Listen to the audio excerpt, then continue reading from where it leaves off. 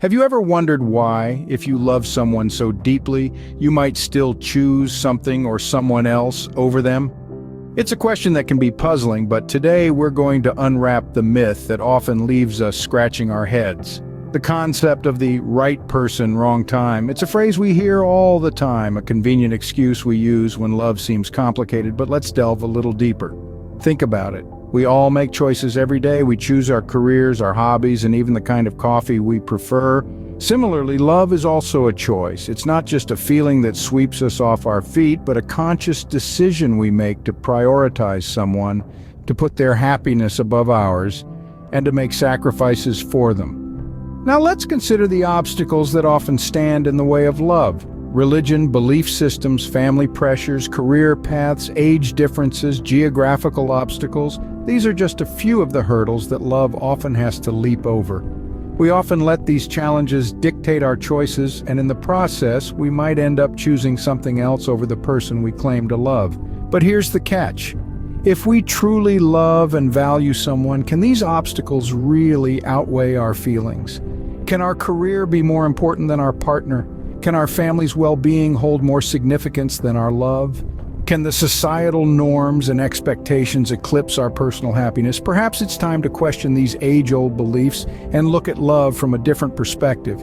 It's not about right person, wrong time. It's about right person, right priorities. So, let's turn the tables and ask ourselves, what if we told you that the right person can never come at the wrong time? Let's embark on this journey of self-discovery and debunk the myth that has been clouding our understanding of love. Are you ready? Let's dive in. What does it mean to truly love someone? Let's delve into this a little. Love in its purest form is more than just a feeling that ebbs and flows. It's a commitment. It's about choosing that person over and over again, even when it's difficult, even when doubts creep in. Imagine, if you will, a career opportunity that promises a plethora of benefits, but requires you to move halfway across the world, leaving behind the person you claim to love. Would you take it? If you prioritize the job over the person, then it's clear where your heart truly lies. It's not wrong to choose the career, but it does show that you value it more than the relationship. Or consider this, you love someone dearly, but your families are at odds, perhaps due to different belief systems or cultural differences. It's a tough situation, no doubt, but if you truly love and value that person, would you allow these external factors to dictate your relationship? Love is not about convenience, it's about sacrifice, it's about making tough decisions, and sometimes giving up things that are important to you. It's about prioritizing the person you love above all else.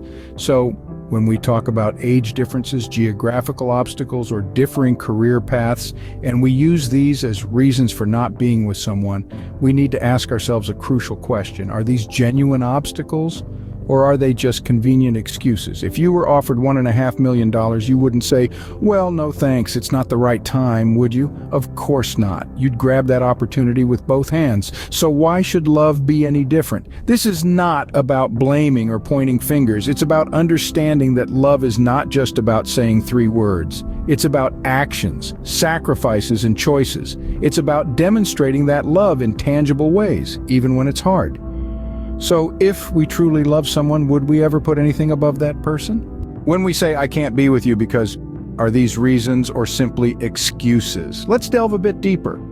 We often hear phrases such as, I can't be with you because of my family, or my career is at a crucial stage, or perhaps the age gap is too significant, or we live in different countries. These are all commonly cited reasons for not being able to commit to a relationship. But are they truly reasons? Or are they just excuses? Let's take a moment to examine these reasons. If we closely scrutinize them, we realize they are often a reflection of what we value more than the person we claim to love. For instance, if we say, my family won't approve, we are essentially placing our family's approval above our love for the person. Similarly, my career is at a crucial stage indicates that we prioritize our professional success over our relationship. But let's not mistake this for not loving the person. Yes, we do love them. However, the harsh reality is we just don't love them enough to prioritize them over other aspects of our lives. It's a hard pill to swallow, but it's crucial for us to understand. Imagine for a moment again, You are offered $1.5 million. Would you say, I need to ask my family first, or it's not the right time to accept this amount? Most likely you wouldn't. You would be more than willing to prioritize this offer over everything else because you value it immensely. The same principle applies to relationships. If someone is not willing to commit to you, it's not because they don't love you, it's because they see you as replaceable. They feel they can get someone or something better. They might love you, but not enough to prioritize you above all else. Love is easy when everything is going well. But the true test of love comes down to sacrifice. How much are you willing to sacrifice for the person you love? And more importantly, how much are they willing to sacrifice for you? If we truly loved someone, wouldn't we be willing to sacrifice these things for them? What if love is not just about feelings, but about the sacrifices we are willing to make? Think about it. Love, true love, is making the other one a part of you, not only a part of your life. Imagine, for instance, a young woman who chooses to move across continents to be with the person she loves, leaving behind her family, her familiar surroundings, her comfort zone. That's sacrifice. Or consider a man who gives up a lucrative job opportunity because it would mean moving to a city that his partner is not comfortable living in. That's sacrifice too. Now let's flip the coin. Suppose you're with someone who constantly puts their career or their friends or their hobbies before you. They claim to love you, but when it comes to making choices that might require them to give up something for you, they hesitate. They make excuses. They prioritize other things over you. What does that tell you? It's not that they don't love you, they do, but perhaps they don't love you enough, and that's the crux of it. Love is not just about saying 3 words or buying expensive gifts. It's about showing up, being there, and sometimes giving up things that matter to us for the person we love because they matter more. But remember, sacrifice should never be one-sided. It's not about giving up everything for someone who gives up nothing for you. It's about finding a balance, about both partners being willing to make sacrifices for each other. Because that's what love is. It's a give and take. It's a mutual agreement to put each other first, to prioritize each other over everything else. So the next time someone tells you they love you, ask yourself, what are they willing to sacrifice for me?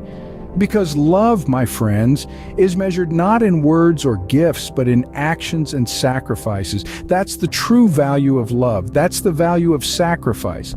So is it really about the right person, wrong time, or is it about the right person, wrong priorities?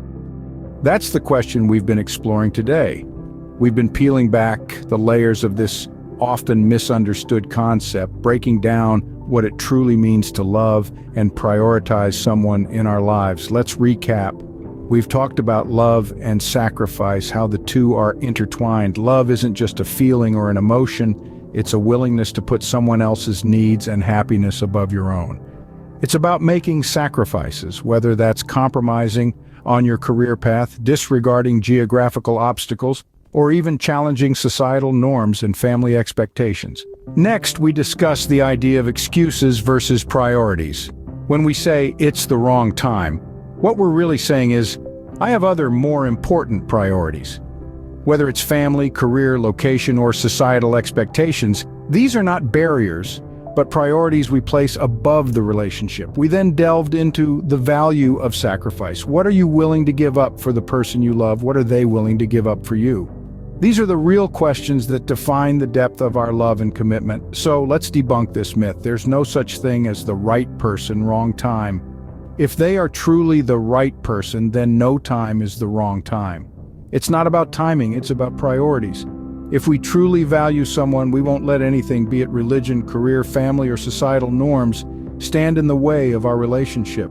In essence, love isn't about finding the perfect circumstances, it's about creating them. It's about making sacrifices because we don't want to live our lives without the person. It's about choosing the person you love above all else. Remember, the true measure of love is not just in words, but in actions and sacrifices.